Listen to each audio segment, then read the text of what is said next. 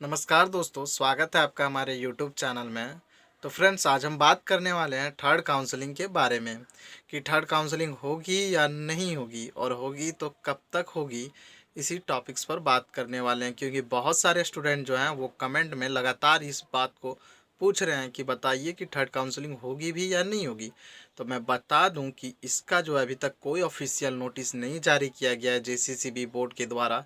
फिर भी मैं एक अनुमान के थ्रू बता दूं कि अगर जेसीसीबी की फ़र्स्ट काउंसलिंग और सेकेंड काउंसलिंग होने के बावजूद भी कुछ सीटें खाली रह गई, या तो फिर कुछ बच्चों की डॉक्यूमेंट वेरिफिकेशन या अदर वजह से एडमिशन नहीं हो पाया और सीटें अच्छी खासी खाली रह जाती है, तो जेसीसीबी थर्ड काउंसलिंग करवाएगी।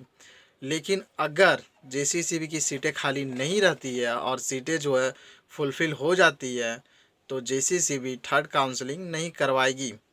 और मान लीजिए कि अगर जेसीसीबी को थर्ड काउंसलिंग करवाना रहेगा, तो उसका जो नोटिस है वो 2 से 4 दिन के अंदर ऑफिशियल साइट पर दे दिया जाएगा, जेसीसीबी की साइट पर, और उसका ऑफिशियल नोटिस आ जाएगा। और अगर थर्ड काउंसलिंग नहीं होने की रहेगी, तो मान लीजिए कि आपका जो है 2-4 दिन में अगर नोटिस नहीं आता है तो थर्ड काउंसलिंग नहीं होगी।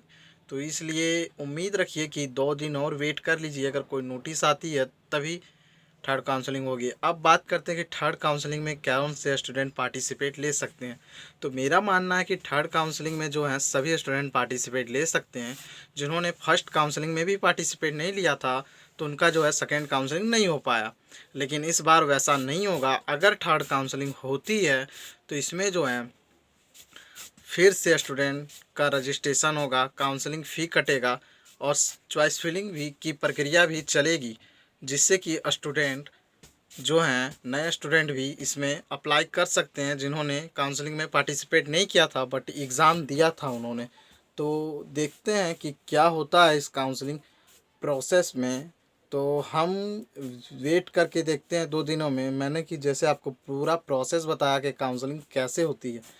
सीटें खाली रहती हैं तभी जाके काउंसलिंग करवाई जाती है, और नहीं रहती हैं तो काउंसलिंग नहीं करवाई जाती है। तो और बात कर लें, अगर हम दूसरे टॉपिक्स पर बात करते हैं कि बहुत सारे स्टूडेंट का पूछना था कि उनका जो है जनरल है बट उनको BC1 से सीट मिल गया तो उनका क्या एडमिशन होगा। तो जी, उनका एडमिशन नहीं होगा। क्यों नहीं होगा कि अगर उनका मान लीजिए कैटेगरी SC ST और OBC से दे दिया गया और वो स्टूडेंट जनरल का है तो उनको अलॉट नहीं होगा। बट हाँ, अगर उन्होंने का कैटेगरी में BC1 SC ST डाला है और सीट जनरल से अलॉट हो गया तो फिर कोई दिक्कत नहीं होगा, आराम से एडमिशन हो जाएगा। आपको देखना कि आपका जो सीट अलॉट हुआ है वो जनरल से हुआ है या कैटेगरी से हुआ है। अगर आपका कैटेगरी से हुआ है और अगर आप उसी कैटेगरी के हो तो आपका एडमिशन हो जाएगा। बट अगर आपका कैटेगरी से हुआ है और आपका वो कैटेगरी ही नहीं है, आपने फॉर्म भरने के समय या काउंसलिंग के समय मिस्टेक से डाल दिया था, तो फिर आपका नहीं होगा।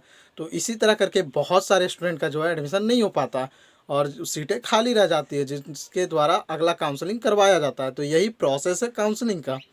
तो देखिए, अगर बहुत सारे स्टूडेंट ने गलती किया होगा और बहुत सारे स्टूडेंट को अगर सीटें नहीं मिली होंगी और सीटें खाली रह गई होंगी जेसीसीबी के, तो फिर से काउंसलिंग कराया जाएगा। तो फ्रेंड्स, आप हमारे साथ अपडेट रहिए। जैसे ही जेसीसीबी की ऑफिशियल वेबसाइट पर कोई नोटिस आती है, मैं आपको विश्वास दिलाना चाहता हूँ कि आपको जो है अपने वीडियो के माध्यम से इन्फॉर्मेशन दे दूँगा। तो मिलते हैं नेक्स्ट वीडियो में, तब तक के लिए जय हिंद।